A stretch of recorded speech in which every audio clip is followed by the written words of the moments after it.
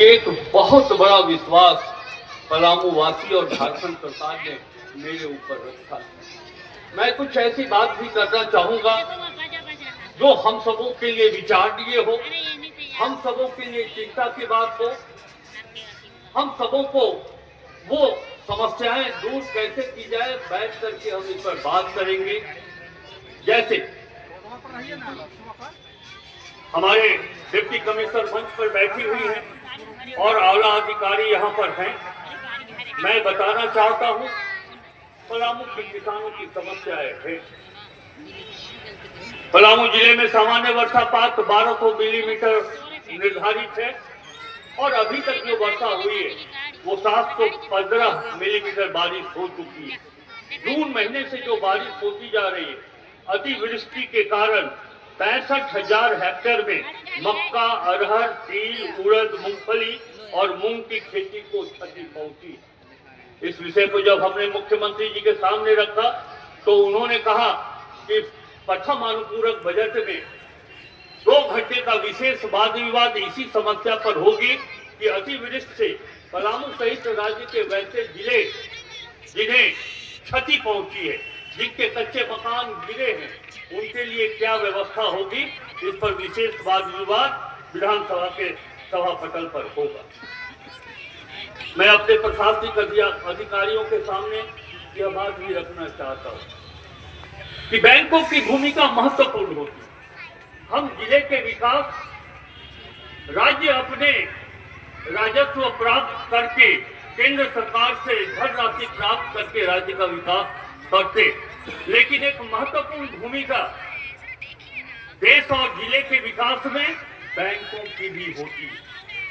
Reserve bank of India की यह मान्यता है कि जिस जिले में जितना पैसा उनके अकाउंट में जमा है, लगभग 70% राशि वो नौजवानों के विकास के लिए, नौजवानों को रोजगार के लिए 70% राशि वो ऋण के रूप में उपलब्ध कराए। मेरे लिए चिंता की बात है।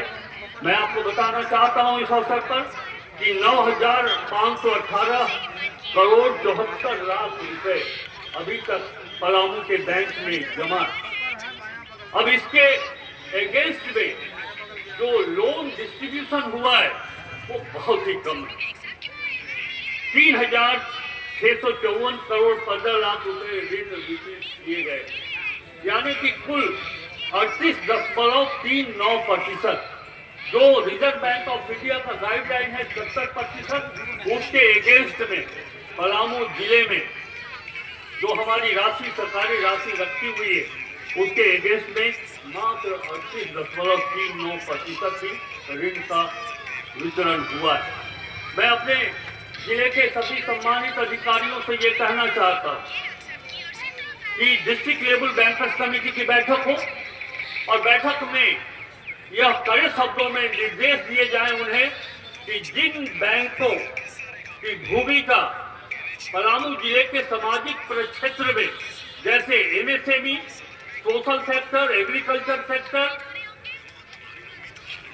छात्राओं के ऋण के लिए, शिक्षा ऋण के लिए, तो इस सेक्टर में अगर उनकी भूमिका अच्छी रही है तो साफ तौर से मैं इस मंच से कहना चाहता हूं आजादी के इस पवित्र अवसर पर कि ऐसे बैंकों में सरकारी धन रखने की आवश्यकता नहीं है।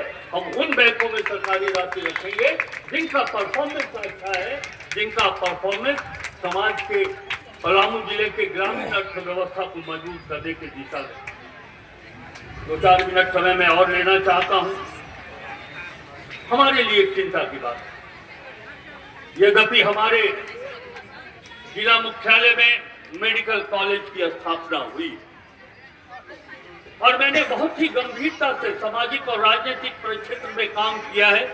हमारी सरकार भी इसी उद्देश्य से वो काम कर रही। मेडिकल कॉलेज की स्थापना तो है, लेकिन हमारे लिए ये चिंता की बात है कि पलामू जिले में 5 वर्ष से कम उम्र वाले 67% बच्चे कुपोषण के शिकार हैं। इन्हें स्वस्थ बनाना हमारी जिला प्रशासन की और राज्य सरकार की जिम्मेवारी है। ये जो 65% बच्चे जिनकी आयु 0 से 5% है, वो कैसे स्वस्थ हो, इसकी चिंता हम सबको को करनी। 57% महिलाएं जिले के वो खून की कमी से ग्रसित हैं और खून की कमी से ग्रसित होने के कारण कई प्रकार की बीमारियों का उन्हें सामना करना पड़ता है। हम बैठेंगे, हम चिंतन करेंगे, मनन करेंगे, कुपोषण की समस्या को कैसे दूर किया जाए और महिलाओं में जो खून की कमी की समस्या है उसे कैसे दूर किया जाए। मैं आपसे ये कहना चाहता हूं, यह भी एक चिंता की बात है। जो रजिस्टर्ड नियोजनालय में हमारे नौजवान जो रजिस्टर्ड हैं, निबंधित हैं, जो बेरोजगार हैं, उनकी संख्या 45,020 है। ये तो रजिस्टर्ड की संख्या है। जो अनरजिस्टर्ड हमारे नौजवान हैं, जिनके पास धनराशि नहीं है, वो कुछ करना चाहते हैं, आगे बढ़ना चाहते हैं, लेकिन इसके बाद भी वो बेरोजगार है। हमारी सरकार इन नौजवानों के लिए भी चिंता करेगी कि कैसे हम उन्हें नियोजन उपलब्ध कराएं, कैसे हम उन्हें स्वावलंबी बनाएं, कैसे आर्थिक रूप से हम उन्हें मजबूत करें।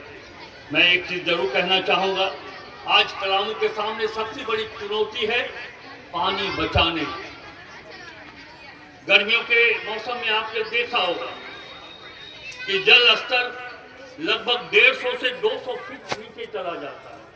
हमारे भूगर्भ में जो आज से 40 वर्ष पहले लगभग 30-35 मिलियन क्यूबिक मीटर भूगर्भीय जल उपलब्ध था, आज महज 4 बिलियन क्यूबिक मीटर ही हमारे पलामू के धरती के नीचे जल उपलब्ध है। हमारे पास कोयल है, अमानक है, जिंजोई है, औरंगा नदी है, बटाने है, सदाबहार है, दुर्गावती, बाकी पीली, चाको जैसी नदियां हैं। और इनका जो डिस्चार्ज होता है, बरसात की पानी जब डिस्चार्ज होता है वो जल को हम बचा नहीं पाते। इसलिए हम बैठकर बात करें, हम अपने सम्माननीय उपायुक्त से भी यह अनुरोध करेंगे, विकास से जुड़े हुए सभी अधिकारियों से बैठ करके हम एक कार्यक्रम तैयार करेंगे कि राज्य सरकार जल प्रबंधन के लिए जो भी काम करे वो तो करे ही, लेकिन इस जिला में डीएमएफटी का फंड है, जिला योजना के अंतर्गत अनाबद्ध की राशि है। हम इस राशि से चेक डैम बना करके पानियों को बचाने की ऐसी योजना तैयार करेंगे ताकि हमारा जल स्तर ऊंचा हो और किसानों के घर में, खेतों में पानी भी पहुंचे। ये हमारा प्रयास होगा। मैंने कहा, जैसे ही मैंने वित्त मंत्रालय संभाला तो मैंने कहा कि 1626 और 1658 में राजा प्रताप राय ने पुराना किला बनाया था और राजा मेदिनी राय ने नया किला का निर्माण जब वो करा ही रहे थे, लेकिन पूरा नहीं हो सका। मैंने कहा कि ये नेशनल मॉन्यूमेंट है, राष्ट्रीय धरोहर है। 1600 ईस्वी पलामू जिला में, पलामू परमंडल में या दूसरे परमंडलों की बात करें तो ऐसा राष्ट्रीय धरोहर हमारे पास नहीं।